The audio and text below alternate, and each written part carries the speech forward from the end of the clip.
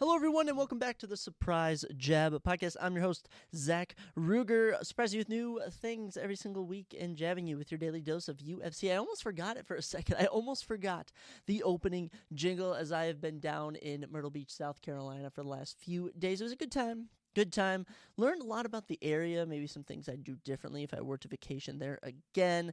I can see why people call it the Dirty Myrtle as well. Some greasy people down there. Certainly made some memories, certainly did some heinous activities, but now we're back and we're ready to record. And you know, most episodes, we mix in multiple different things. Before today, it is as simple as it gets. New UFC fights that we have to discuss. We're going to be recapping UFC 313, and we're going to be dropping our UFC Vegas 104 predictions live on today's episode. Beating the buzzer, recording this Thursday night. I was doing a lot of flying today, honestly, a lot of turbulence on the flight from South Carolina to Baltimore, and then from Baltimore to Minneapolis. I was not rocking with it. Okay, I'm not a big plane guy, not super into flying, but I gotta do what you gotta do to see the world. I can only imagine what it's gonna be like when I go overseas later on.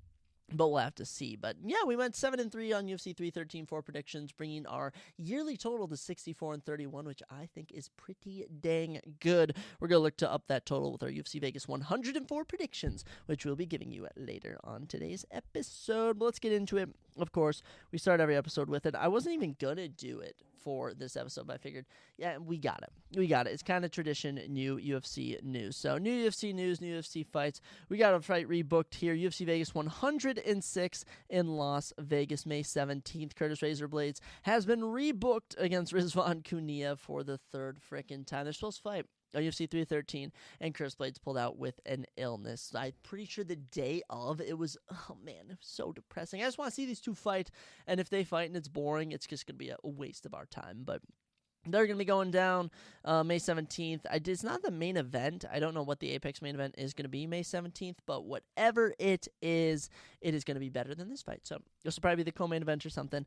I love it. Some other crazy fight news for UFC Des Moines, May 3rd. Jeremy Stephens, that is right, the 39-year-old Jeremy Stephens will be returning to the UFC after a 3-year hiatus, might even be 4 years at this point, to take on Mason Jones, who also returns to the UFC. Jeremy Stephens, of course, wins over Rafael dos Anjos, Renan Barão, and currently one of the best knockout artists on the roster, Josh Emmett. As for Mason Jones, he holds a win over David Onama. And anyone who's seen David Onama fight knows how tough he is, and Mason Jones whooped him, which is crazy to think. Mason's gone 15-2, both his losses, decisions in the UFC to tough competition. As for his time in Cage Warriors, he's an absolute legend. We know how good this man is. Jeremy Stephens returning after some bare-knuckle matchups. They take on Eddie Alvarez or somebody taking on Chad Mendes. I don't know, but he's back in the UFC. I believe he's from the Des Moines area. I believe he's from Iowa, so they figured they'd give him one proper send-off. Will he win this? I don't know. Never count out Jeremy Stephens, also known as the Who the F is this guy from Conor McGregor. The big news, though, this will be the final really big news I give you guys of the final 4 fights that we have announced, but UFC Des Moines also has the number 13th ranked middleweight Rainer De Ritter, RDR, taking on the 7-0 undefeated 4-0 in the UFC, Bo Nickel. That's right. They for some reason think this is a favorable matchup to Bo Nickel. Now, I'll say these two are about as even as it gets. The main discrepancy here is Rainer De Ritter 19-2, 2-0 in the UFC. Bo Nickel 7-0, 4-0 in the UFC. So Bo coming off a win over Paul Craig where nothing happened. I guess he showed his technicality and patience, but certainly wasn't as fast-paced as his Davis Contreras series matchups, his Val Woodburn knockout, his Jamie Pickett submission, nothing like that. Kind of had a lackluster 2024. He submitted Cody Brundage on UFC 300. We know Cody Brundage's skill level, so that wasn't overly impressive. As for Rainer De Ritter, debuts, has a crazy fight with Gerald Meerschaert, just two gassed old dudes going at it, and then manhandles Kevin Holland and submits him in round number 1, making Kevin Holland look absolutely silly. He hails from the Netherlands. He was a double champion in one championship, whatever you want. He was a double champ in one championship. It's weird to explain. One championship is basically Asia's UFC, if you will. And he's good. He's talented. I don't know who I'm going to pick for this, if I'm being honest, because I know how good Rainer De Ritter is, but they want Bo Nickel to win so bad. I will say the one thing, though, is undefeated fighters are dropping like flies this year. Just something to keep on the docket. For that UFC Vegas 106 card, joining Curtis Blades and Rizvan Kuniev is Luana Santos in the women's bantamweight division, taking on Tainara Lisboa. Tainara Lisboa and Luana Santos, two Brazilian women, and, they could really use some depth to the women's bantamweight division. Luana 3-1 the UFC. Tainara 2-0. I think the winner of this could easily be getting a top 15 opponent, as there's really no one in that division that strikes me as entertaining besides maybe Kayla Harrison, and we'll have to see. Here's one for UFC Kansas City, going down April 26th. In the men's lightweight division, Ahmed Hassanzadeh will be stepping in to replace Rich Ramirez and taking on Evan Elder. Evan Elder, 2-2 in the UFC. Dude's been an absolute warrior, leaving all his matchups with some battle scars. Nasser Ahmed, 12-3, making his debut. I'll be curious to see how he performs. And the final fight news to let you all know for UFC London, Molly McCann has a new opponent after Thanera, whoever she was supposed to. Stella Nunes pulled out. Apologies. Stella Nunes pulls out, and in is stepping the 11-1, making her short notice debut, Alexa Tanera. She is from Brazil. And that's all we know. 11-1. That's all we got about her. Got an interesting hairdo. I'll say that. She's kind of got a funky hairdo, which I kind of rock with. Molly McCann's got to be the biggest hit or miss fighter. 14-7 professionally, 7-6 in the UFC. I've never seen someone go from 3 straight great wins, including 2 back-to-back spinning knockouts, parading around the UFC championship in the ring, and then all of a sudden she's getting fished by Erin Blanchfield, and she's getting submitted by Julia Storylenko, and is just at the bottom of her career. So we'll see if Molly McCann can rebound. She's 34 years old, turns 35 May 4th. No, still time to turn around. But that's been all the major UFC news you guys need to be aware of. I'll say some of the major things to keep on your radar is Etopura fight news coming at you this summer. So it should be exciting. Lots of good stuff to come. The UFC always dropping new news left, right, and center. Now, another event that I had mentioned went down, of course, this past weekend, which has almost been a full week now. That's right, UFC 313 happened. It came and it went, and it was interesting. It was interesting to say the least. Some surprises, some shockers. Let's take a quick look here at it. So, like I said, 7-3 on predictions. Didn't start the night off good at all. Predicting the first fight of the night wrong always gets me kind of in a sour mood. But after that, we kind of started cooking. I mean, 4-1 on the prelims. The 2-3 main card isn't ideal, or 3-2 actually. And we predicted the main event, co-main event. So actually, it was a pretty good night, pick'ems-wise. But we kick things off, middleweight division, and we start off with a robbery. That is right. Ozzy Diaz beats DeJordan Santos by unanimous decision. Everyone's calling this a robbery. Everyone's saying that DeJordan got robbed. Now, we should have known from the get-go. I mean, he wasn't the best on Dana's Contender Series. And Ozzy Diaz, has not amounted to much in terms of UFC stature. Back-to-back losses to Joe Pyfer and Zhang Mingyang getting knocked out. I mean, the Zhang Mingyang one in November was atrocious, but as far as this one goes, 135 even strikes for Ozzy, 131 for DeJordan, 1 takedown for Santos. Round 1, DeJordan outstruck him. Round 2, DeJordan got outstruck by 2 to Ozzy, but it looked more like he had won that. And then round 3, he landed a takedown, but Ozzy landed much more. So I think everyone kind of agreed it was 2-1 for DeJordan. It goes unanimous decision, and Ozzy gets the win. And, it snaps a losing streak for him. He's 10-3 now. I'm going to be honest, it's not going to lead anywhere. It's not going to lead anywhere in terms of UFC rankings or anything like that, especially in the men's middleweight division. But he picks it up. It's a terrible split decision. And the reason it's forgotten is because the next fight was an even worse split decision as Myron Santos beats Francis Marshall. Now, I picked Myron, so I wasn't mad at all. I was kind of mad that DeJordan lost the bad decision. But for Myron, I kind of got the vibe they're going to give it to him. I mean, this one, it was 58 cinnamon strikes for Myron, 39 for Francis, 3 of 5 on takedowns for Francis Marshall. It was takedowns versus striking. And rounds 1, 2, 3, Myron outstrikes him. All those rounds. Now, round 2 and 3, you see more takedowns from Francis. And Francis's best rounds, he had a good round 1 on the feet and a good round 3, but it was pretty much probably 1-1 or 2-1 in favor of, or 2-0 in favor of Myron heading into round 3, or it might have been for Francis. I don't really know, but nonetheless, it goes to judges' scorecards, 30-27, 29-28, and 29-28. I always find those scorecards interesting when you have 2 judges scoring at 2-1, and then Derek Cleary, he's out here scoring every round for Francis Marshall. I don't know. Tough stuff. But Myron Santos, 16-1, keeps the win streak alive. And hey, 2-0 now in the UFC. As for Francis, I mean, he's gone, 2-3 in the UFC, back-to-back split decisions. He's average. Not as average as they come. For the men's featherweight division, Myron, I don't know if he's going to get anyone of stature really for his next matchup. There's always if Mason Jones beats Jeremy Stevens, we mentioned that earlier, Mason versus Myron could be a good matchup. You could even give him Hakeem Dawado, someone like that. I don't know, but Myron gets a bad decision. It was pretty awkward. Following that, though, we got back to it with Carlos Leal taking on Alex Morono, and Carlos Leal just finally showing that PFL, that Bellator, that intensity that we knew was in him. He TKOs Alex Morono with, I think it was just under 45 seconds left in round number 1, 79 significant strikes to 40. 81 total strikes, 41, all on the feet. Carlos was letting it go. I mean, that boxing, almost every punch was landing on Alex Morono. It was a standing TKO. I mean, props to Alex. Ate all those punches, never went down, but it was getting bad. It was getting bad, and Keith Pearson, known for some bad stoppages. This one, it was long overdue. He could have stopped it a bit earlier, but Carlos Leal, excellent work. And we should have known when he took Renat Fakhretdinov to a close decision where everyone's kind of like, whoa, whoa, whoa. I didn't actually think Renat won. We should have known that something was up. But Carlos Leal, great work, man. Props to him. Feeling great for him. For Alex Morono, this is 3 straight losses. He's 1-4 in his last 5. You could even go that he's 2-6 in his last 8. It's been tough going for Alex Morono. I'm sure they'll keep him around for some pick-me-up fight, but it's tough to say where he's going to wind up from here. As for Carlos, I mean, I have to say we give him a good veteran fight. How about a little Randy Brown? I think you got Santiago Ponzinibbio coming up. Muslim Salikov might have a fight or something. I like what I've seen from Carlos Leal, and I think he could even make a little rankings run. I don't know. You never know what's going to happen in the rankings. I mean, let's put him up against Vicente Luque, Wonderboy Thompson, Colby Covington, and I think he could give us a competitive fight. For Alex, probably against a hungry up-and-comer.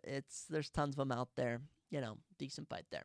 Shocker in the next one as Bruno Ferreira getting a submission win over Armen Petrosyan. Shocking form. Might I say Armen Petrosyan might be the most unlucky UFC fighter in all these fights he keeps having. It's just embarrassing for him. Round 1 and round 2, Armen's outstriking him 46-27, significantly on the feet. I mean, completely going in his favor. Bruno starts leaning on some takedowns round 1, but drops round 1. Loses round 1 to Armen, and kind of in, round 2, his coaches, like, on the stool were kind of like, hey, land the takedown. You can land this. Starts going for the takedowns. Eventually, Armen lines up on his back, but gets reversed. Then Bruno's on his back, locks up an armbar from bottom guard. It was kind of looking like a triangle choke, turned into an armbar. Just beautiful work. Beautiful work for Bruno Ferreira. He will improve to 13-2. And, I mean, dude's been nonstop action. All of his fights so far in the UFC have been finishes. Of his 15 career fights, all of them have ended before the final bell. Bruno Ferreira, welcome to the men's middleweight division again. Now, I can't really give him a ranked opponent, but loser of Rainer De Ritter and Bo Nickel could be a super fun fight. I think Michelle Pereira may have a fight coming up with Roman Kopilov. The loser of that could be a fight for Bruno Ferreira. I love this guy. I want to see him back in the octagon. For Armen Petrosyan, this is now 3 straight losses. Arm triangled by Rodolfo Vieira. Spinning back fist, double spinning back fisted by Sharon Magomedov. Now submitted by a knockout artist. I'm thinking his days are numbered. I think they might cut Armen Petrosyan, or they're going to feed him to someone. You know what? Ozzy Diaz versus Armen Petrosyan. A little pick-me-up fight for him. Just interesting stuff all around. But hey, good stuff here, and we predicted it correctly. Final prelim of the night, men's flyweight division. How is Joshua Van not in the rankings? That's my main question, dude. Somehow he survived Ray Tassura. Ray Tassura, 10-0 coming in, 22 years old. I knew he was good, but I just knew Joshua Van was better. I mean, significant strikes, 59-32 in favor of Joshua Van. Total strikes, 127-47. Is that not insane? Takedowns, 4 of 21 for only 3 minutes, 49 seconds control time. Joshua Van was on a lock this matchup. Defended 4 in round 1, defended 8 in round 2, and defended 5 in round 3. And gets the 30-27. I mean, Ray Tassura, his only game plan was to land takedowns, and Josh was doing a great job stuffing. I was caught off guard at how good he was doing, and it was phenomenal to see. And now 3 straight decision wins. He's looked good in all of them, 13-2. Mind you, he's 6-1 in the UFC. His only loss an upset in the third round in his fight against Charles Johnson. We got to give him a ranked opponent. Got to give him a ranked opponent, and there's tons of options. You got rebooking the Bruno Silva match. You got Tim Elliott, Ultimate Gatekeeper. You got Asuel Mabayev, who just lost. You could book that. You also have Alex Perez. There are so many options for Joshua Van, and I'm picking him against pretty much all of these guys. I think Ramazan Temeriev might give him a tough time. I think Kai Sakura might be too high level, but there's just other guys in there. I mean, I could see him beating Tatsuo Taira. Okay, I'm really high on Joshua Van. Love to see it. For Ray, I mean, it's tough. It's tough. You're undefeated, then you lose a fight to Joshua Van, but it just kind of showed he has a kind of a one-style game plan coming into these fights, and at the end of the day, that's not going to win you the big fights, is these just one-style matchups. So Charles Johnson just lost. I think that could be another pick-me-up fight. Charles Johnson thrives in those, and it would really show, hey, can Ray hang around, and is Charles as good as people are saying he is? I don't know. We'll have to see. But the action was just getting going as we kicked off the main card with the current knockout of the year. That's right. Every other knockout can step aside as Mauricio Ruffi lands a spinning wheel kick on Bobby Green. Walk-off knockout. I mean, come on. Earns the first of 2 50K performance bonuses. I mean, Mauricio Ruffi. Insane. He's not in the rankings. Okay, he didn't get in the rankings with this one. They didn't put him in the rankings, unfortunately, because Ignacio won. But listen to these names of people he's going to be getting next. Grant Dawson at number 14. Benoit Saint Denis at 12. Rafael Fiziev at 11. Dare I even say Beneil Dariush at 9? I doubt that, but I don't know. Mauricio Ruffi is an absolute star. 7 straight wins now, 12-1 in the UFC. He's got 2 crazy knockouts in round 1, and the Fighting Nerds is the best, is the highlight reel gym right now. They are taking the UFC by storm, and these guys probably get an Apex main event up next. I mean, him versus Mateusz Gamrot, him versus Rafael Fiziev, I want to see it. For Bobby Green, I mean, I don't want him to retire. I love Bobby Green, but I mean, it's been rough. It's been rough. 1-3 in your last 4. I mean, you could say 3-3 in his last 6, but dude has just been knocked out by Jalen Turner, submitted by Paddy Pimblett, now knocked out in this state. It's getting rough for Bobby Green. So unless you're going to give him a legacy fight, I mean, I don't really know what you're going to do with him. I don't know what legacy fights you could give him. I'm sure there's lightweights out there for him. I'm trying to think of some veteran lightweights that he could potentially take on. No one really in the rankings, if I'm being honest. I can't even spitball anyone. They're out there, though. They're out there. You know, Chase Hooper is taking on Jim Miller. If Chase Hooper gets past Jim, I think you could do Bobby Green versus Chase Hooper. I mean, but Bobby Green's always been the kind of the gatekeeper. Now, I can't lie, a lot of people get past him as a gatekeeper. But Mauricio Ruffi, I think he's getting a big fight next, and the night belongs to him. I mean, he had the best finish of the entire card. It was phenomenal. Following that, I mean, I think we all knew this would be a momentum killer. It was. I barely even watched this. You know, I watched a lot of these, and for this, I was literally just checking my phone at times. It was atrocious, and I'm very confused how Yasmin Lucindo even climbed to the number 7 spot in the rankings. At one point, she got dropped down to number 8 with this loss, but number 5 ranked Amanda Lemos wins this one handsomely, 29-28 across the scoreboard. 12 significant strikes to 4 in favor of Amanda Lemos. 30 total strikes to 40 in favor of Yasmin Lucindo. 3 of 5 on takedowns for Amanda Lemos. 8 minutes of control time. Yasmin Lucindo, 1 of 1, 4 minutes of control time. So Amanda Lemos goes on the attack early, wins round 1. I mean, Yasmin doesn't even land a significant strike.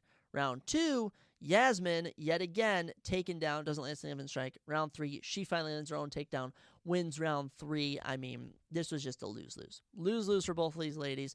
Don't get me wrong, Amanda Lemos back in the win category. For Yasmin, this snaps her 4-fight winning streak, which hurts, but this moves the needle for no one. I mean, you could call this a draw in my eyes. I'll say that Yasmin Lucindo, she's going to be fighting down, you know, your Jillian Robertsons, your Angela Hill. I really like an Angela Hill matchup there. Luciana Pinheiro, she could even get a fight up here or something. I mean, I don't know what to do with her, but she's going to be fighting down. For Amanda Lemos, I mean, she's fought in the number 6 girl, fought in the number 4, fought in the number 3. The only person she hasn't fought in is the number 2 ranked Tatiana Suarez. So unless Tatiana is going to retire, we can do that fight. If not, I think Amanda Lemos is someone where you find almost a Kayla Harrison a Rainer Day Ritter, a Kai Sakura, Rizvan Kuniyat, for example, who's getting a top 5 opponent right off the bat, dare I say even championship opportunities, and you give someone like that to Amanda Lemos. I don't know any women in the world like that. Personally, I don't know any prospects, but that could be an option. This killed the entire momentum of the card, but thankfully, the next fight picked it back up as Ignacio Bahamondes. I was sleeping on him. I'll admit, I slept on him. I slept on him hard, and he went from unranked to the number 15th ranked lightweight in the world. Props to Ignacio. Props to him. Great to see a round 1 triangle choke. 30 seconds in. Are you freaking kidding me? Are you freaking kidding me, Ignacio? His second career submission and just showing the versatility. Earning himself a 50K performance bonus. I mean, the opportunity just presented itself. I don't even know how Jalen kind of had him up against the fence, and he came down. Ignacio just locked it up right away, and he was forced to tap. No, nothing to do for Jalen. Had to tap, and that's it for Jalen Turner. 29 years old, retires after this fight. And I mean, I understand you're 14-9. You've gone 1-4 in your last few fights, but mind you, split decision losses to Matus Gamrot and Dan Hooker, which could have gone either way. The Moicano loss is going to hurt him, and as for this Ignacio one, this was probably the only real bad loss I'd call him on here, where it was actually he didn't mess up or anything. It was just Ignacio on at 100%. Ignacio, 17-5, 3-fight win streak, all 50K performance bonuses, all round 1 finishes. It's phenomenal. Mind you, you can even say in his UFC tenure, he is 6-2, both his losses, close decisions. So, welcome back into the relevancy world, Ignacio. I mean, this guy is a finishing machine. I love to see it, and I think he's at like an 88% finish rate or something.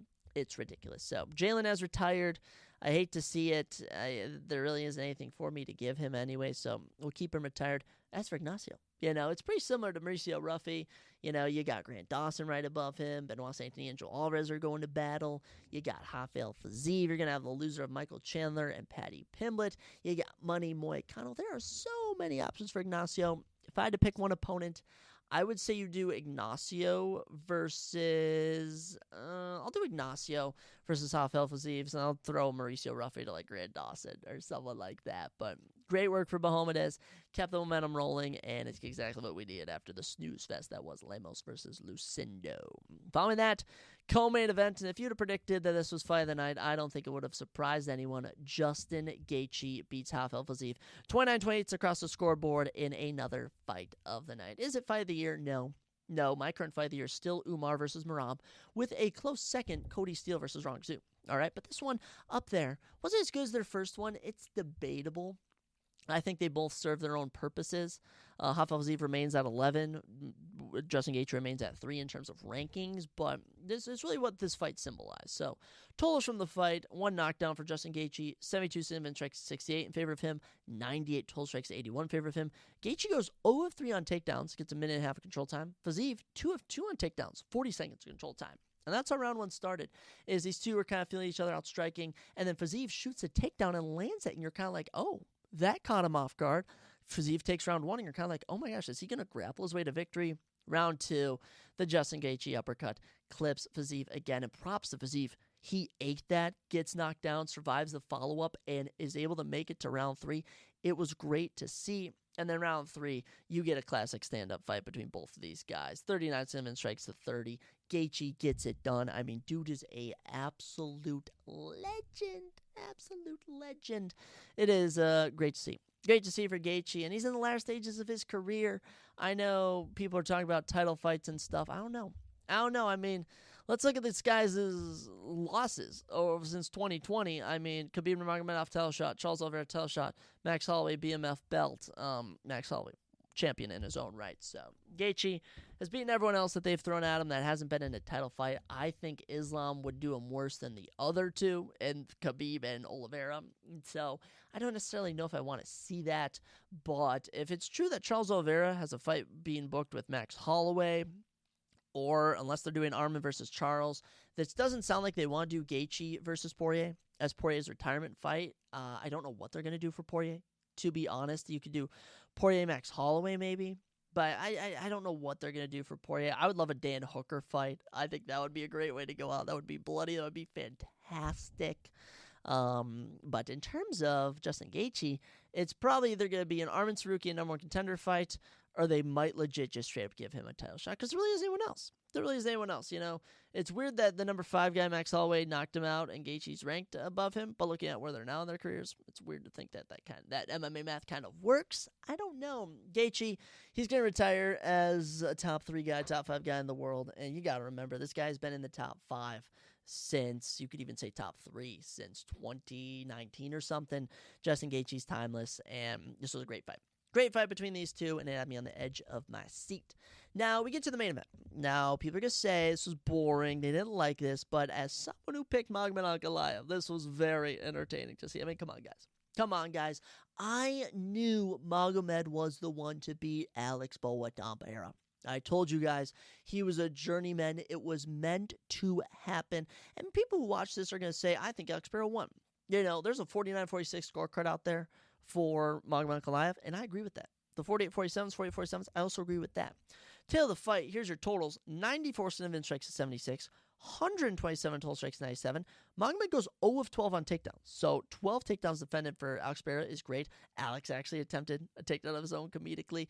5 minutes, 42 seconds control time for Magomed Ankalaev. Round 1, Alex outstrikes him by 7. There was a failed takedown attempt from Magomed. This was close. I can see the Pereira. I can see give it to Pereira. I think this is the round everyone gave it to Alex Pereira. Even for me, who picked Magomed, I agreed Pereira won this. It was just close. It was close. Round 2, it wasn't close. Magomed actually almost knocked out Alex Pereira. The bell saved Pereira at the end of round 2, and it was shocking to see. It's shocking to see Alex Pereira on his heels, especially with Magomed clipping him and landing. And that's the whole tail of the whole fight. Alex Pereira was pressured the whole fight. Alex Pereira almost never, I'd say out of the 25 minutes, maybe 1 minute of the whole fight, he was the one pressuring Magomed. This was Magomed pushing the pace the entire fight. Round 3, it was close. 21 single strikes for Alex, 17 for Magomed. I thought Magomed won this, but if you want to give it to Pereira, I completely agree. This was another close round. Now, round 4, Magomed won. Magomed won 19 single strikes to 7, 3 minutes and 50 seconds of control time up against the clinch, which isn't entertaining, but are you going to be mad at Magomed for holding him against that, or the fact that the number 3 pound-for-pound fighter on the planet can't get out of that clinch? I think that spoke more waves to me than anything. And then round 5, 27 strikes to 14. Magomed landed more, held him in the clinch, it did what he had to do. And you can only reward so many takedown attempts for Alex Pereira, especially when, he'll defend it and then Magomed will still be on him, pushing the pressure, pushing the pace. I love to see it. I love to see it from Magomed. The win streak is now at, I think, 12, maybe 13. Undefeated streak's at 14 or something. It's a phenomenal run for Magomed Ankalaev. As for Alex Pereira, this snaps his win streak, this snaps his momentum, and it was a tough defeat. It was a really tough defeat. I don't know where he goes from here, to be honest. Magomed right now, he's your light heavyweight champion. Alex Pereira is now going to be ranked number 1. As for pound, Magomed is number 6. Alex Pereira is down to number 8. It's I don't know. I don't know what to do with Alex Pereira. There's rumors they're going to book a rematch. I don't like rematches. I'm honestly so sick of rematches. I don't want to see rematches even when it was fight of the year. Okay? But if you're going to do that next, they're going to do it in Brazil. They're going to try and get Alex Pereira the belt back. But if you're me, look at what happened last time he lost to Adesanya in a championship fight. He moved up, took him 2 fights. He was the champion. All right, and heavyweight is in desperate need of something. So Alex Pereira isn't going to walk into a Tom Aspinall, John Jones fight. All right, but what he can do is take on Cyril Gane. What he can do is take on Alexander Volkov, take on Sergey Pavlovich, take on the number 2, 3, or 4 guy in the world. Personally, love the Alexander Volkov or Cyril Gane matchups. I think he has a great chance in both of those 2 strikers. I also do think that if Magomed is doing that to him, what are some of the big boys going to do to him? But there's also words he might go to boxing and fight Alexander Usyk. Alex Pereira, guaranteed Hall of Famer. His run was legendary for 2 years. I just think it's been a change in the guard. I think it's been a change in the guard in terms of other potential opponents. Jiri is always going to be 1 win away. That's just how he is. You also got Jan Blachowicz and Carlos Ulberg coming up. The winner of that, I would love to see get a title shot. All right, I would absolutely love to see that. But especially these international fights, Jan Blachowicz, Jiri Prohaska against Magomed, you can do it anywhere in Europe and it'll be a hit. I absolutely loved it. So, UFC 313, not the best main event, not the best overall, but it was better than 312. All right, it wasn't better than 311, was better than 312 in terms of title fights. I think that UFC 311 still produced the best, but UFC 313, an upgrade to an extent from UFC 312. We'll leave it in the past. We'll accept that it happened. We look forward to UFC 314. I think that's going to be card of the year right now. I'm excited for that one. But we have bigger issues at hand, ladies and gentlemen. That's UFC Vegas 104. Can't believe they're still at the Apex, but at the same time, I couldn't picture giving a crowd this card. There's some hidden gems on here, but Marvin Vettori versus Roma Dolidze, it is about as apex of an Apex card as you can get. So we got a plethora of fights. We've got like 13 or 14 fights here. We got a lot to go through. Took a bunch of notes, went through them all, and we're going to give our predictions live on the podcast. That's right. I make none of my predictions before the podcast. Obviously, I have in my mind who I'm going to pick for a couple of these, but for a lot of these, I look at the stats, I look at this all, look at the odds, and we choose live on here. So, from the first prelim to the main event bell, let's make our predictions. Kicking off the card, we head to the women's flyweight division as Eunice Dubin makes her UFC debut as she takes on Carly Crispy Giudice. Eunice 6-0 with 1 no contest. Carly 3-2. Interesting. 5'7" to 5'4". Carly has 3 inches in height, 3 inches in reach as well. 68-65 southpaw with that left for Carly. Orthodox with the right for Eunice Dubin. Eunice is coming in this one plus 380. Carly Giudice is the favorite at minus 500. Interestingly enough, Eunice Dubin will start with her 28 years old from Venezuela, but now trains in Pittsburgh. Over 6 wins, 6 finishes, 5 knockouts, and 1 sub. She's actually won her last 3 fights in round number 1. Was on Dana's Qatar Series episode 4 this past season in September, where she got a 1:13 knockout of Shannon Clark, and now she's making her debut. She's got momentum. I'm almost confused why she's such a big favorite. It's making me want to sprinkle a little money on her for some reason, but she's young, she's hungry, and she's making her short-notice debut against Carly Crispy Giudice. Carly, 26 years old from Louisiana, was supposed to fight Juliana Miller. Of course, Juliana Miller won the Ultimate Fighter, what was that, 3 seasons ago or something? Tough luck, but now she's stepping in here. Oh, actually, she was supposed to fight February 15th. Oh, so this is actually an official matchup. Good to hear. Carly lost on Dana's Qatar Series, but was so good they gave her a contract. She then debuted in June of 2024 and lost a split decision fight of the night to Gabriela Fernandez. So Carly Giudice, a boxer, she's very notable. I think she might have been doing like Taekwondo or something. I don't know, but Carly Giudice, very entertaining. Has unfortunately lost 2 close split decisions. I don't know. There's something about Eunice Dubin debuting, and I was a little high on her before I read that Carly Giudice has lost 2 split decisions that were fight of the night, and that's fight of the night. She landed 169 significant strikes, including 79 in round 3. Wow. I'm almost confused how Gabriela won this. I don't really remember this. This was at Perez versus Teixeira. That was a card I might have missed, but I don't know. I hate these ones, guys. I'm going to be honest. This is what happens when we make our predictions live on the podcast. I'm not prepared. So, Eunice Dubin, she's plus 380 for a reason. And she has a height discrepancy, discrepancy in reach. And Carly, she's lost close fights, but we have a lot of close women's fights on here. I don't know if this is the one I can necessarily go and pick someone like Carly Giudice. She'd lose a fight of the night. You know what? I'm sticking with my gut for this one, guys. Eunice Dubin, plus 380 dog, making her debut. She's riding that 100% win streak into the UFC. Give me Eunice Dubin with a shocking round 1 knockout. I love to deliver it. Moving up in the women's division, women's bantamweight action as Josie Nunez takes on Priscilla Zombie Girl Cachoeira. Oh, what a nickname that is.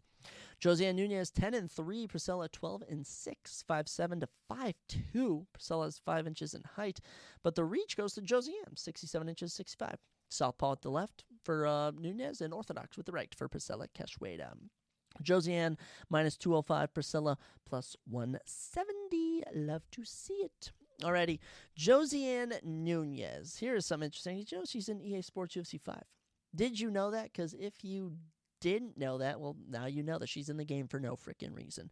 31 years old from Brazil, 7 knockouts of her 10 wins, and she's never been finished in all 3 of her losses. As of late, 2024, 0-2, decision loss to Chelsea Chandler, and a split decision loss to Jacqueline Cavalcante.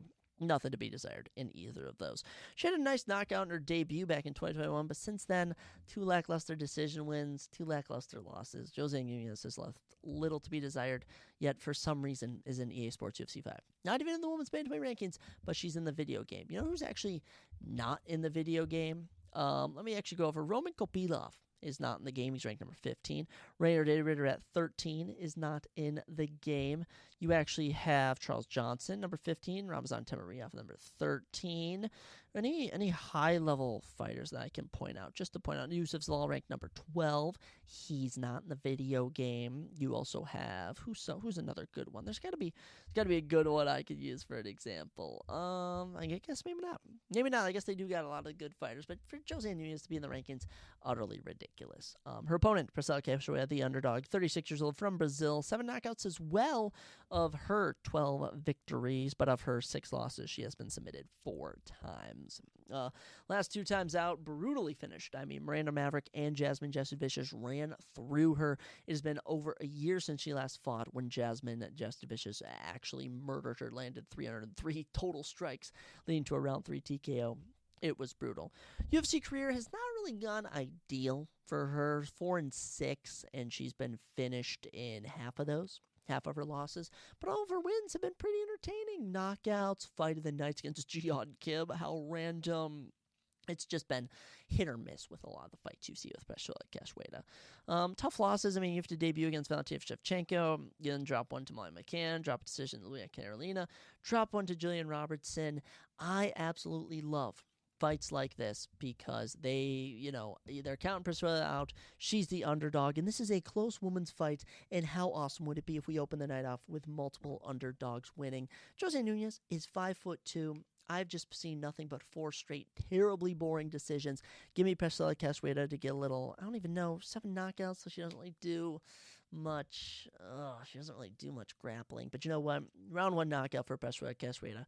Maybe she'll catch Jose Nunez with a hook or something and lights out from there.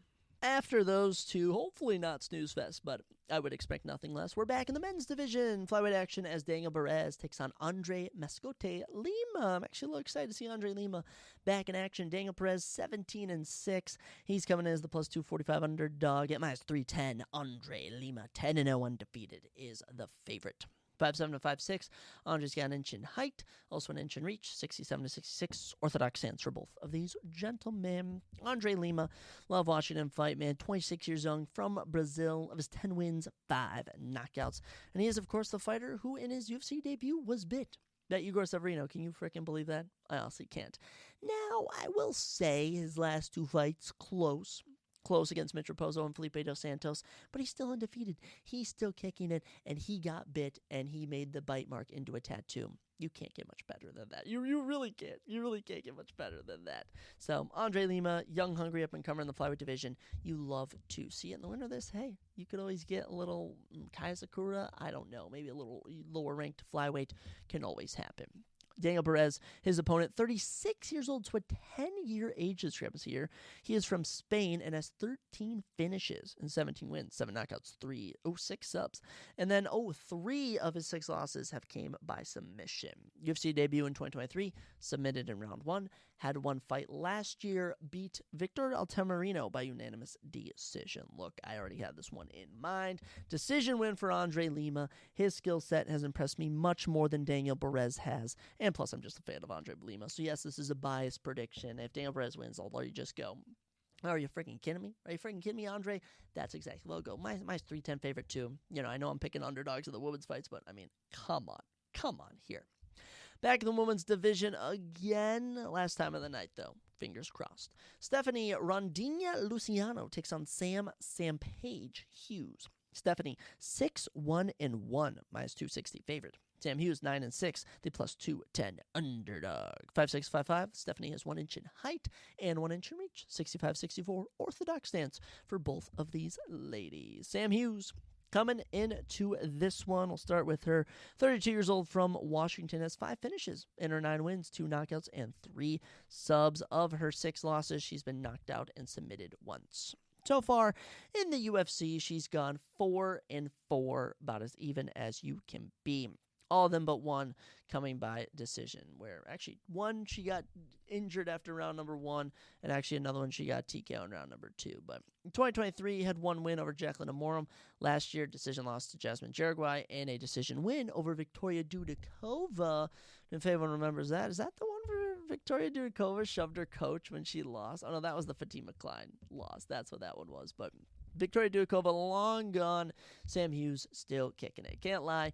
She's that Elise Reed. She's that. Who won the other weekend? That was super boring. I was like, you gotta be kidding me. Oh my gosh. What was her name?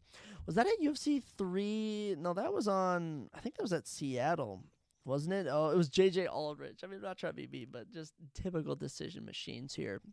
That's kind of what Sam Hughes is to me. Her opponent, Stephanie Luciano, 25 years younger, 7 years younger at 25. From Brazil on a 3-fight winning streak. She actually has 2 KOs in her 6 wins. Had a draw in her Damas Contreras Series debut, and then in her UFC debut, beat Talita Alencar in August. Good stuff. For Stephanie Luciano, I'm probably going to bite this. It's the same logic I had when I picked against JJ Aldrich.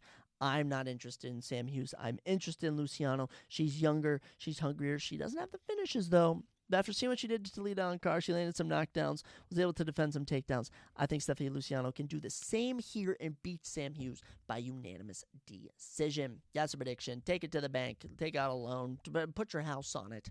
Actually, I wouldn't if I were you, but, make that prediction.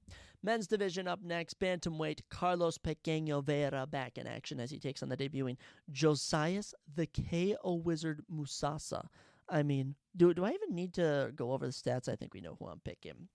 Carlos, 11-4. Josias, 8-0. 5'8" to 5'6". Josias has 2 inches in height and 5 inches in reach. Wow, 74-69. Southpaw for Josias. Orthodox for Carlos Vera. -625. This is your biggest favorite on the card, and at +455. One of the bigger underdogs we have on this card. Actually, is it the biggest? Actually, no. We actually have bigger odds in our next matchup.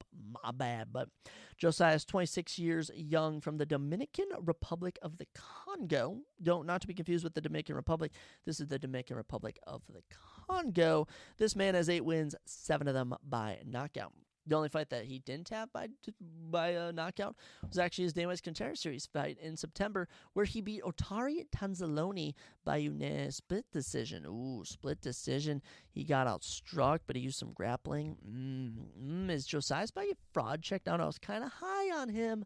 Then I see these little wonky decision wins on the Contreras Series, and I get kind of thrown off. But Josias still looking pretty exciting as he takes on the age Carlos Vera. That's right, an 11-year age gap. Born in Ecuador, but now trains in Virginia. The +455 underdog has 6 finishes and 11 wins, 1 knockout, 5 subs.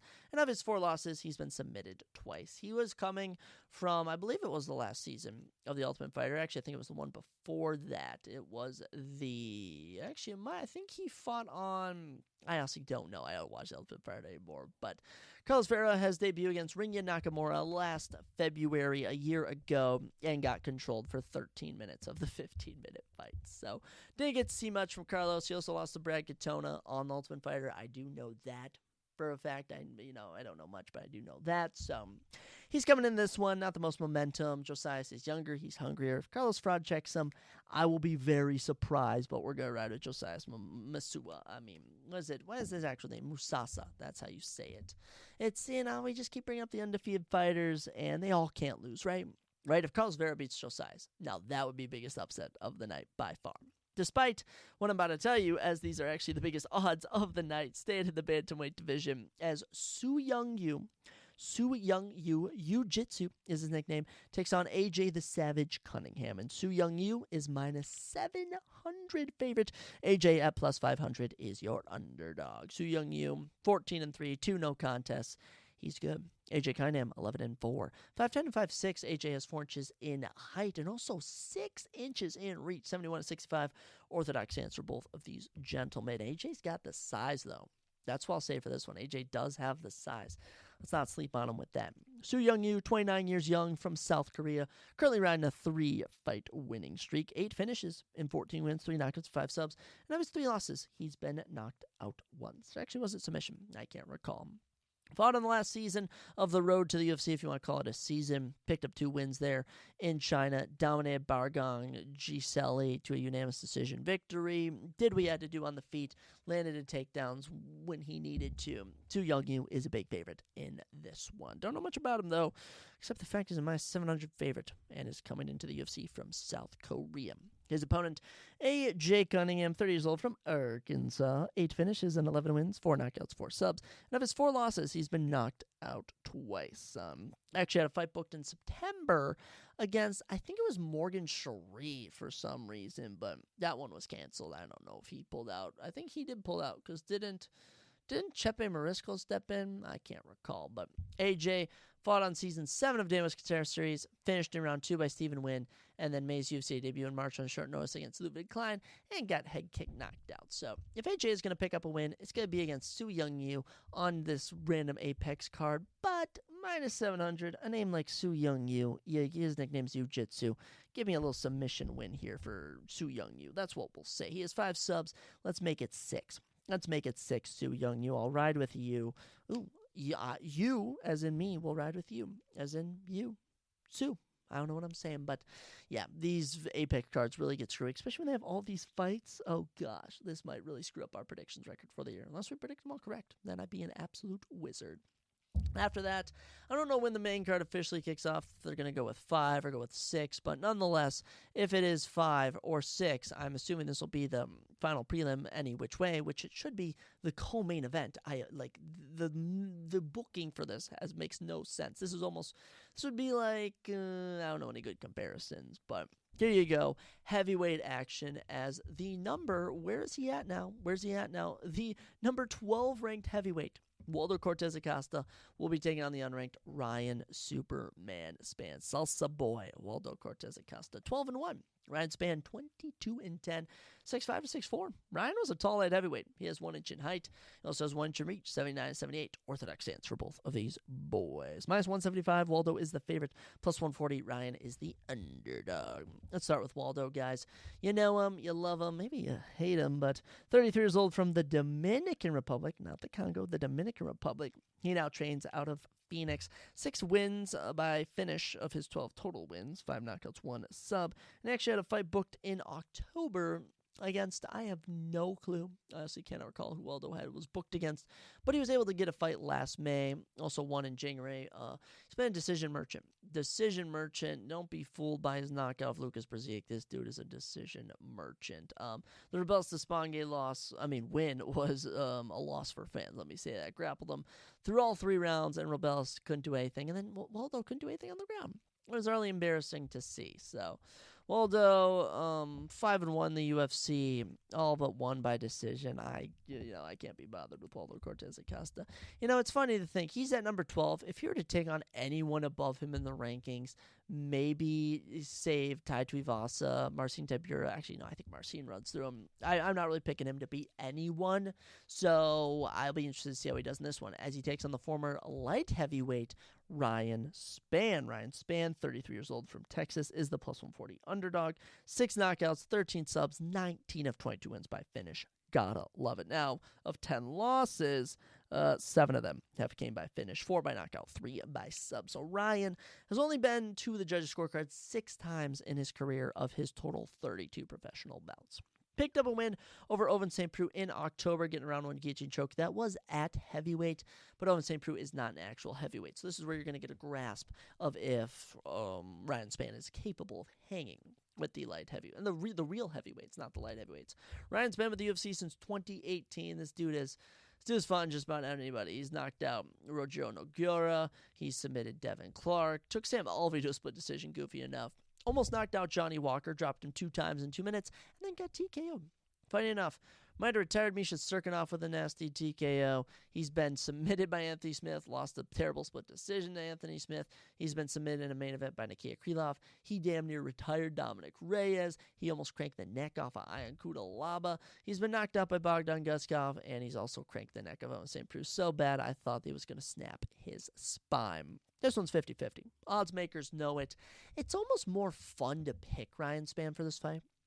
I'll say that for starters. Waldo's the safe pick, the heavyweight. He's got the size. He's got the grappling. But there's one thing you got to know with Ryan Spann fights is he never fights normal. Okay? He'll start strong. He'll get intense. I mean, even the Anthony Smith fight, I think those two just knew each other so well. Besides that fight, he's only since 2020. Let me just say this. Since 2020, I can even use since 2019, he's only been the distance twice. Once against Anthony Smith, once against Sam Alvey. And mind you, that was UFC 249, the first ever non-crowd card. I just want to add in that context there. So I don't know if Ryan's going to get the finish. I don't know if he's going to get knocked down in a minute, but I think it's fun to pick Ryan Spann for this one. I think he has the power and the submission, and also he hunts for finishes. Waldo does not hunt for finishes. Maybe we'll see a new Waldo Cortez Acosta in 2025, but as for the Waldo I've seen in 2023 and 2024, it's not the most appetizing. So we're going to ride with Ryan Superman Spann, and hopefully he'll be getting into the rankings, because it'd be fun to see him at heavyweight. And dude, if he wins this, he'd be ranked number 12, and give me him versus Tai Tuivasa. Give me him versus Derek Lewis. There's so many fun fights to do there. Next up, this one's either opening the main card or closing out the prelims. My money's on the main card. We're heading to the men's featherweight division as Seung Woo Sting Choi back in action as he takes on Kevin El Chino Vallejos. Seung Woo Choi 11-7, Kevin 14-1, 6 foot to 5'7", 5 inches in height for Seung Woo Choi. Also has 6 inches in reach, 74-68. Orthodox stance for Seung Woo Choi. Switch for Kevin. Wow, the size is in favor of Seung Woo Choi, but he's the plus 325 underdog as Kevin closes as the minus 450 favorite. I shouldn't say closes. He currently is. Kevin, 23 years young, from Argentina, 3-fight winning streak, 12 finishes in 14 wins, 10 knockouts, 2 subs. His only career loss is a unanimous decision loss to Gene Silva. And if you've seen Gene Silva in the last 2 years, oh my gosh, that is a scary, scary man. And Kevin, at 22 years old, took him the distance. Come on, that tells me all I need to know. Returned on last season of Dana White's Qatar Series in 2024. Finished this guy in 2.5 minutes, not even. Kevin is ready for the UFC, and I'm excited to see it, man. He's young, he's hungry, and he's taking on a guy 9 years older than him in Seung Woo Sting Choi. Seung Woo, I like the guy. I like him. 32 from South Korea, 6 knockouts and 11 wins. Now, of his 7 losses, 5 of them coming by finish, 3 by knockout, 2 by sub. Seung Woo just ran into some interesting matchups. I mean, come on. Debuts against Movsar Evloev, that's tough. They then give him Alex Caceres, Josh Cuiabá, Michael Trizano, some tough opponents, but last time out in July, after taking about a year break, Steve Garcia humbled him, knocked him out in a minute 30. I think Seung Woo Choi is sadly past his prime. I think Kevin's going to capitalize on this. I think Kevin's getting a round 1 finish, and I think Kevin is going to be on his way to stardom long before you know it. Give me Kevin Vallejos all day. All I need to see is that he has 12 of his 14 wins by finish. His only losses to Gene Silva, and he took Gene Silva the distance at 22 years old. I can't get over this kid. Give him to me. Following that, we move to the men's light heavyweight division as potentially the next big thing at light heavyweight and heavyweight. Dayar Nergozai. Dayar Nergozai. I don't know how you pronounce his name, but he's 10-0. He's coming in, and he is supposed to be the next big thing. Next big signing the UFC has made. Takes on Brenson the Gorilla Ribeiro. Brenson 16-7, no contest. Yeah, we've seen him fight numerous times. 6'3" to 6'2". Brenson's got an inch in height. Also an insane 7 inches in reach. 81-74. Wow. Southpaw for Dayar, orthodox for Brenson. I was unaware of that. Dayar coming in this one minus 280. Brenson plus 220.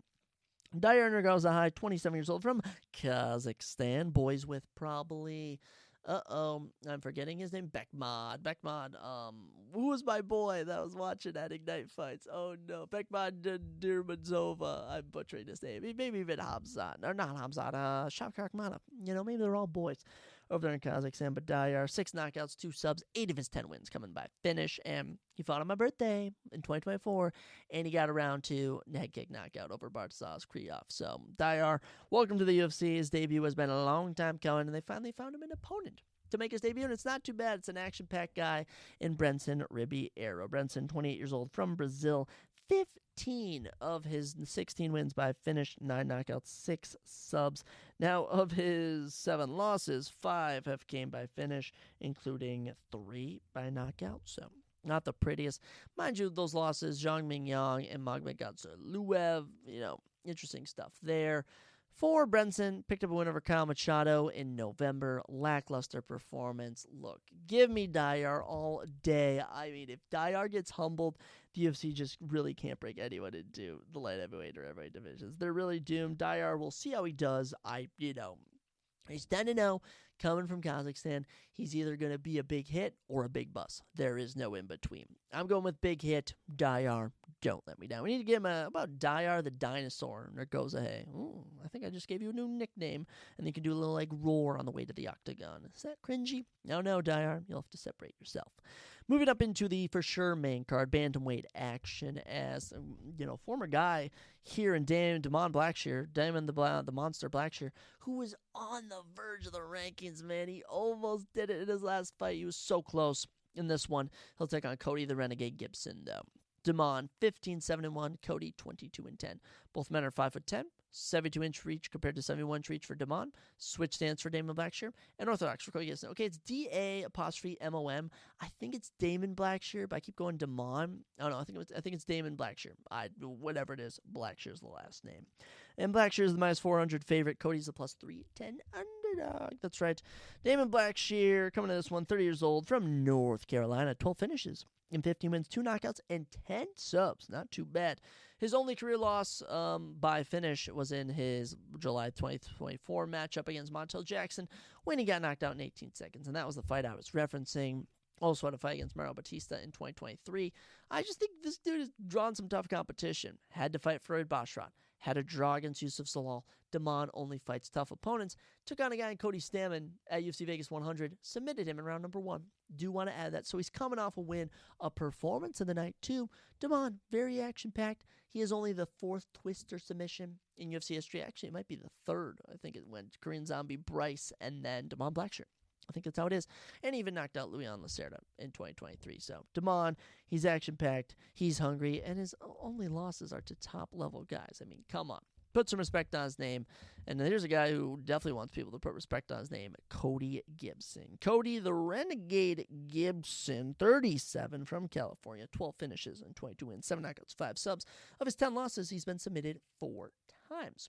Cody, 2-fight winning streak, got a submission of Brian Kelleher in July, and a unanimous decision win over Chad Ellinger in November. Now, let me just say, 5 of 6 takedowns, 12.5 minutes control time. Boring. Now, Cody, he's in his 2nd stint in the UFC. He actually had a stint from 2014 to 2015, where he went 1-3. All right, since 2023, though, he's gone 2-2, currently ran a 2-fight win streak. There's not many men you could have put in front of Damon Blackshear where I wasn't going to pick him. So, Damon in this one, round 1 submission. Give him to me. And Cody's never been one to be knocked out. He's been submitted if any time he's getting finished. And Damon loves to get submissions. So, it's a match made in heaven, if you ask me. Amen. Praise Jesus. Final 3 fights of the evening. Like I said, the matchmakers are just... that makes no sense why they're matchmaking this way. In terms of actually who's fighting who, not too bad of a problem. I think it's the order of the matches. So the match order. What was it? The booker, whoever it is, the match, whoever's organizing the way these cards are structured is ridiculous. Lightweight action: Alexander the Great Ape Hernandez, Kurt the Hurt Holloway, 3rd to last fight of the evening. What are we doing? Alexander minus 190, Kurt plus 155. So 50-8 for Alexander. He's 5'9". Kurt 22-8 with 1 no contest, 5'11". Ooh, but the reach goes to Alexander. 72 inches is 70. Both men stand in the orthodox fighting position. Alexander Hernandez, You know him. I mean, maybe you've come to love him. The 32-year-old is from San Antonio and has 8 finishes in 15 wins, 6 knockouts, 2 subs. Of his 8 losses, he's been finished 4 times, 3 of them by knockout. Hernandez came in the UFC, knocked out Benil Dariush in 42 seconds, then dominated Oliver Aubin Mercier. Everyone thought he was the next big thing, and then Donald Cowboy Cerrone humbles him. Then comes back in 2019, beats Francisco Trinaldo in one of the most boring fights I've ever think I've heard of. Then Drew Dober knocks him out. Then he gets a knockout. Then Thiago Moises beats him. Then he gets another knockout. Then Anand Moicano destroys him. Then Billy Quarantillo TKOs him. Then he beats Jim Miller, though. Then he loses to Belgio. Then he almost beats Damon Jackson.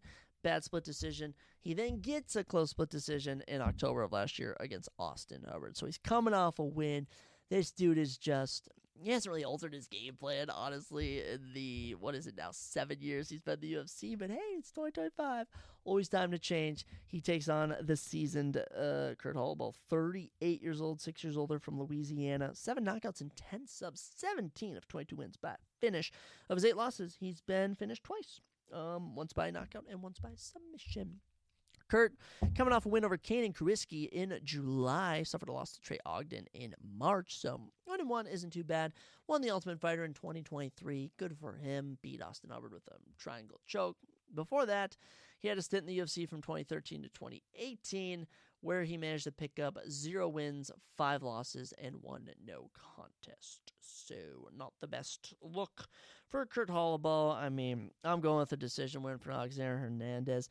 Kurt Holobaugh is just, I'm so confused how he's even won 2 UFC fights like Austin Hubbard. You really have to be beat up. And Kanan Kruiski is just not that talented. I think Hernandez still has what it takes. I don't know if he's going to make a run at lightweight in terms of a championship, but if he's got a win coming off, he's coming off a win, is what I'm trying to say. He can pick up a win over Kurt Holobaugh, and it's so doable. It's just if he can execute. That's a whole different story. Welterweight action is the co-main event as Chidi Bang Bang Nchukani takes on Elizeo Capoeira Zaleski dos Santos. Elizeo Zaleski minus 180, Chidi plus 150 is the underdog. Then Nchukani is 24-10 with a no contest. Elizeo 25-8-1, 6'3" to 5'11". What is that? 4 inches in height for Chidi. Also has 7 inches in reach. 80 to 73 orthodox stance for both of these gentlemen. Let's actually start with Elizeo Zaleski dos Santos for this one. Coming in here, guys, 38 years old, from Brazil. 18 finishes of 25 wins. He's got 15 knockouts and 3 subs. Of his 8 losses, he's been finished 3 times, twice by knockout, 1 by sub. Elizeo, been in the UFC for a decade now. He's fought Omari Akhmedov. Max Griffin holds a knockout win over Sean Strickland. He's fought Li Jingliang, Muslim Slikov. He holds a win over Benoit Saint Denis. Took Rudolf Akhmedov to a close split decision. Actually, it was a draw. Wow. And last year went 1-1. Lost to Randy Brown by decision and knocked out Zachary Scrogan in a minute 15. That was a tough loss. Okay, Zachary Scrogan took that on short notice. Never should have been in there with Elizeo, and Elizeo absolutely destroyed him. But don't be confused when Elizeo's destroying this kid. Would he have 7 pro fights before this or something? You know, let's cut him some slack, because I think he's in for a tough night when he takes on Chidi Nchukani. Chidi, 36 years old, from Las Vegas, 15 wins of his 24 wins coming by finish, 14 knockouts and 1 sub. Now, of his 10 losses, he's been finished 8 times, 5 of them by knockout. That's something to keep in mind. Now, Chidi has had an interesting run in the UFC. Kicks off it with a Damas Katara Series win, then a 16-second knockout of Marc-Andre Barriault, then a round 1 knockout of Dusko Todorovic, then almost had one of the craziest fights I've seen against Gregory Rodriguez. Comeback of the year in 2022 for Gregory Rodriguez. It was crazy. Dud of a fight against Albert Durov. In 2023, gets finished in round 1 by Michael Lukajacek. Then 2024 drops down to welterweight, puts on 2 boring decisions, but got the job done, is what I'll say, you know. So, win over Rise McKee, win over Jared Gooden, last fought in October, did what he had to do. 105 strikes at 20, got taken down twice, not too bad. For this one, I'm seeing a stand-up affair between Elizeo and Chidi. The one reason I'm probably going to pick Chidi is just because he is a underdog, and if you're making bets, this is one to make a bet on. He's got the reach, he's got the height. I will say Elizeo probably has the experience more at welterweight. You know, I will say Chidi spent a year at welterweight, but didn't take on anywhere near the level of competition that Elizio did. But for Elizio, I mean, here's a guy who will go out, have a draw against Renat Fakhretdinov, and then drop a boring decision to Randy Brown. So you never know what you're going to get with Elizio. I'm going to go with Chidi. I could easily be wrong. It's an Apex card. I could really care less. To be honest, I could really care less. I could go 0-12 on this for predictions. I honestly wouldn't care. So could go with Chidi. Might even shock with a little round 2 TKO or something. Oh no, gotta spice it up. But now, I mean, it's almost felt like a chore getting to this point. I hope you've been somewhat entertained. Here's your main event prediction, guys, as we have Marvin Vettori back in action. Oh my gosh, the Italian Dream takes on Roman Dolidze, the number 8 and number 12 middleweights on the planet. Didn't know where they had Roman at the moment. Marvin 19-7-1, Roman 14-3, 6'2" to 6 foot. Roman has 2 inches in height and 2 inches in reach, 76-74. Southpaw with the left for Marvin, orthodox with the right for Roman Dolidze. Interestingly enough, Marvin minus 140 is the favorite, plus 120. Roman is a very soft underdog. These two are about as even as they get. Marvin Vettori, 31 now. 31, man. Last time he fought, he wasn't even in his 30s. He was 29. From Italy, as we all know, but I think he trains maybe in Las Vegas or something. I know he's training in the U.S. now. 2 knockouts and 9 subs, 11 of his 19 wins by finish, and he's never been finished. Of his 7 losses in 1 round, never been finished. He did have a fight booked against Brendan Allen in April of last year, April 6th. That was when Chris Curtis stepped in. My favorite Apex fight of last year, besides Neil Magny and Carlos Prates, that is. But Marvin, last time he did fight, June 2023, fight of the night, one of the best fights of 2023 against Jared Cannonier. I mean, this dude's never been knocked down. I just want to add that in. Marvin Vettori is such a dog. He's fought in Israel Adesanya, Robert Whittaker. He actually holds a win over Roman Dolidze. Outstruck him 106-71 in March of 2023. Do you want to throw that out there? Has a performance of the night, 5-round win over Paulo Costa, beating Kevin Holland, beating Jack Hermanson. As far as finishes go, he's got 2. 1 in 2016 and 1 in 2020. So he really is a decision machine. He's famous for wearing his trunks backwards at a covered photo shoot for one of his fights. Marvin Vettori is an absolute riot, and I love him as a fighter. He's one of my favorite fighters. I can't lie. I don't know what it is about him. It's Italian roots. It's just his swagger. Maybe it's the fact he's so cocky and confident, and even when he puts... don't forget, Adesanya pretty much 5-0'd him. Maybe he dropped 1 round, and Vettori gets up, and he's going, what do you mean? You didn't win? I won. And he was being serious. It was so funny.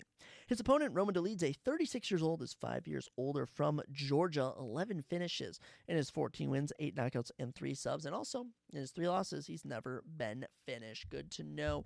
Roman been with the UFC now 5 years, and I know it's been hit or miss. 2-fight win streak, drops 1 to Trevin Giles. 4-fight win streak, including 3 finishes, drops 1 to Vettori, then drops 1 to Imavov. But then, little 2-fight win streak. Beat Anthony Smith in June, beat Kevin Holland in October. Not necessarily entertaining at all, but Roman Dolidze coming in with some wins. From what I saw in that Marvin Vettori fight, I mean, it leaves little to be desired for a rematch.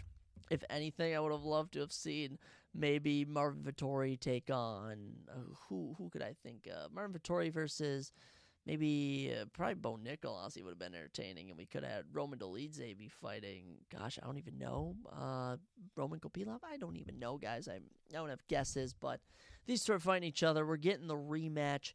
Look at the first fight. It was pretty straightforward. Just Marvin Vettori outstriking him every single round, barely. Roman maybe looking like he got a couple better of the exchanges with them harder hits. You don't really know. For me, for this one, 5 rounds favors Marvin Vettori. Dolidze didn't necessarily fade in that Imavov 5-rounder, but he didn't look better as the fight went on. He certainly didn't get better. He dropped rounds 4 and 5, so that's something to take note of. So we are picking Marvin Vettori to win by unanimous decision. It would be fun to throw in a little submission bet or something, even a knockout bet, but I don't know if you're going to get that Marvin Vettori. I always do notice when they mention that neither of these guys have been finished, they're probably itching for one of them to get a finish, and that's usually how karma works out, however you want to view it, but I don't know. I'm hoping it's entertaining. I'm hoping it's good. Do I expect a lot? No. I don't expect a lot, but when you have actually let's count out how many fights we have, because as I've gone through this, we have 1, 2, 3, 4, 5, 6, 7, 8, 9, 10, 11, 12, 13 fights in an empty arena. You just gotta hope they're entertaining. So There could be some hidden gems on here. If you're asking me, you may have some future stars in Eunice DeBuin, in Andre Lima, Stephanie Luciano, Su Young Yu, Josias Musasu, Kevin Vallejos, Dyer Nergoze, Damon Blackshear, kind of is already up there. And as for the winner of this, doesn't really move the needle for their career. Not really. The winner will be ranked number 8. They will be looking up for a next matchup, but who will that next matchup be? Tough to say. So that's what we're going to go with. Marvin Vettori, decision win through the striking. Take it to the bank. Right on about it. And that's what we're going with. But guys, those are our UFC Vegas 104 predictions. Also our thoughts on UFC 313. Guys, go tell someone you love them today. Go do a good deed for a stranger. And remember, no matter what bad things you've done in your life, if you turn to the Lord and Savior, Jesus Christ, you can be forgiven. That's right, a little bit of a biblical stuff for you to end today's episode. Always got to sprinkle in something spontaneous, as this is the Surprise Jab Podcast. When we're back, guys, we'll be back to our normal episode format, doing all sorts of funky things. I mean, I got UFC until the freaking end of April. I'm in no worries of content to make for this. And also, it's going to be getting into WrestleMania time. Some of my buddies want to come on as special guests. We got a lot of fun stuff cooking, boys. So that's all we got for now. You guys have a great time. And as always, I'll catch you next time on the Surprise Jab Podcast.